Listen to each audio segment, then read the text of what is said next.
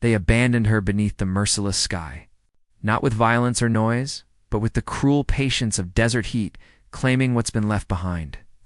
Like discarding a wounded animal in the wasteland and letting nature finish what cruelty started. August in the Sonoran stretched endlessly. One of those seasons when the very air seems to burn your lungs. Copper falls baked under a sun that could crack stone and blind any creature foolish enough to stare too long. Thomas Kane, 38 years old, had weathered enough storms to recognize when darkness was approaching. Life had hardened him, losing a father, watching his homestead burn, saying goodbye to a woman who once made four walls feel like sanctuary. But what he witnessed that scorching afternoon would haunt him till his dying day. She stood at the boundary of his property, near the gate he'd been meaning to repair for months. No shoes protected her feet from the burning earth. Her simple dress was drenched in perspiration.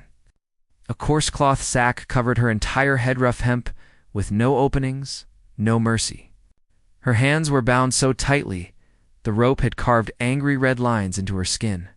Yet she remained motionless. No attempts to flee, no cries for help. She simply waited, as if she'd already accepted that salvation wasn't coming.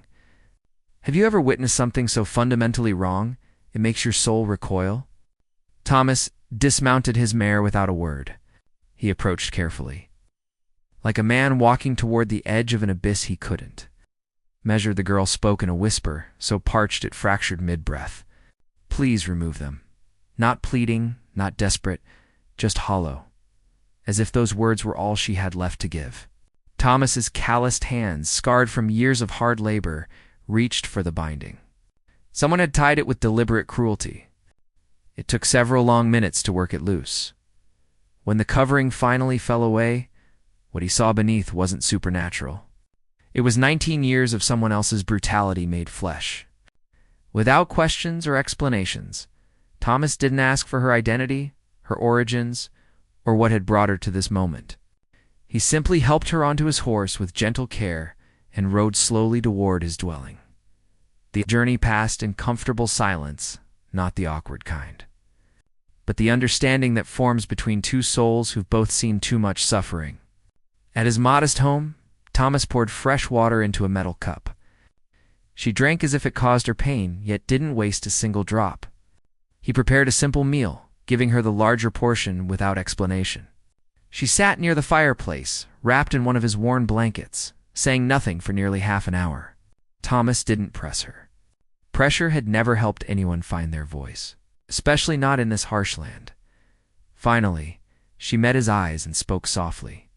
They claimed any man who looked upon me would be doomed. Thomas held her gaze steadily. That doesn't sound like a curse. Sounds like cowards talking. Her smile was small and crooked, but it was genuine. The following dawn, Thomas discovered her hanging his clothes on the line to dry. She wasn't asking permission to remain, but she wasn't requesting passage elsewhere either. News in a settlement like Copper Falls spreads faster than wildfire through dry grass. By evening, the tavern buzzed with wild theories. Some claimed she was Apache. Others insisted she was a sorceress. One drunken fool even suggested she was a spirit Thomas had summoned and fallen in love with. Thomas ignored their gossip completely. He had repairs to make, a lame horse to tend, and now a young woman with rope scars who startled every time he raised his voice. But that evening brought unwelcome visitors. 2 riders approached from the Eastern Trail. No friendly waves or greetings, they simply sat studying his house like vultures eyeing prey. Thomas stepped onto his porch, leaving his rifle in its rack above the door. Inside, the girl froze, hands trembling, eyes wide with recognition. She knew these men's presence without seeing their faces.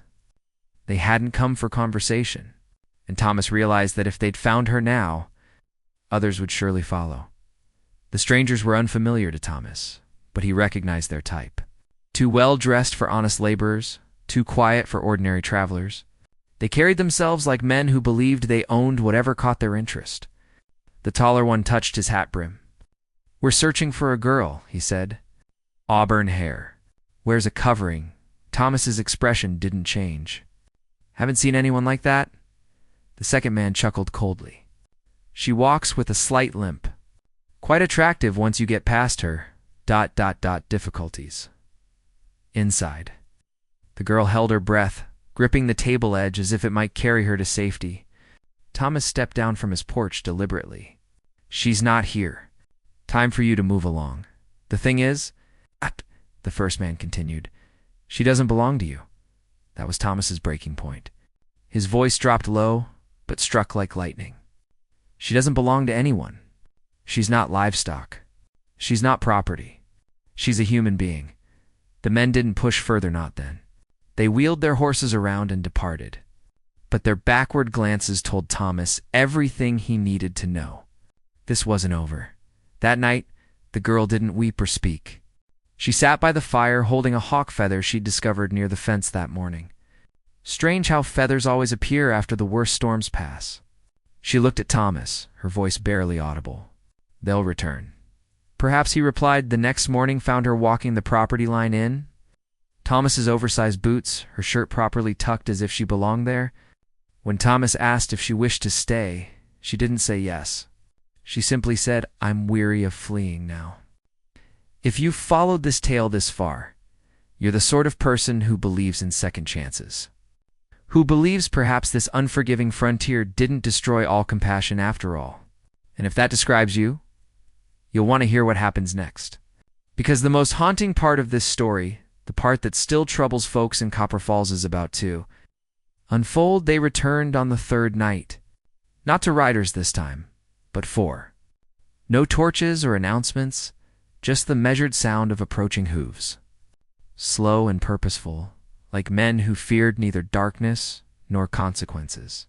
Thomas heard them before they reached his gate. Years of light sleeping had sharpened his senses. He emerged with his shotgun, not raised but ready. The leader dismounted, the same man from before. His name was Vincent Cross, a reputation that drifted through border settlements for years. Missing women, marked cards, unpaid gambling debts. Vincent spat in the dust. She belongs to the man who purchased her, he declared. Thomas didn't flinch. She's not merchandise. Vincent stepped closer. She's cursed. Inside, she heard every word. But this time, she didn't cower or hide in shadows. She opened the door barefoot, wrapped in Thomas's old blanket, her gaze unwavering. Are you afraid of me? She asked. The other men shifted uncomfortably. Vincent stepped back involuntarily before recovering. You struck me, she said. You sold me. You left me to die in the dirt. You said I would bring destruction. But look who's trembling now. Thomas raised his weapon with calm certainty. You'll leave immediately, he said. And if I see you near this ranch again, you won't leave at all. They didn't argue or make threats. They simply mounted and vanished into the darkness. When they were gone, she sat on the porch steps, not crying, but breathing like someone who hadn't been able to in years. Thomas sat beside her, saying little, because words weren't necessary. After that night, a different kind of quiet settled over the place. Not the silence born of fear, but the peace that's earned. The kind that comes when storms pass and nothing breaks anymore. She no longer hid or startled. She walked the fence lines at sunrise like she commanded the dawn itself. Thomas didn't ask questions. He simply observed like a man watching something precious heal. Then one afternoon, a weathered wagon appeared on the trail. Moving slowly, wearily, a woman climbed down, her dress faded, shoes cracked, cradling a sleeping child. She approached the girl and whispered, I was with you in Arkansas, before they separated us. The girl didn't cry. She simply helped the woman down, took the child in her arms, and led them inside. That evening, Thomas said little. He opened the barn door and gestured toward the loft. There's space, and that's how it began. Not with grand gestures or proclamations, but with discarded people deciding they still had value. They restored the unused back room. The newcomer created quilts from canvas and old clothing. The girl planted and maybe, just maybe, those stories can light the way for others walking through their own darkness.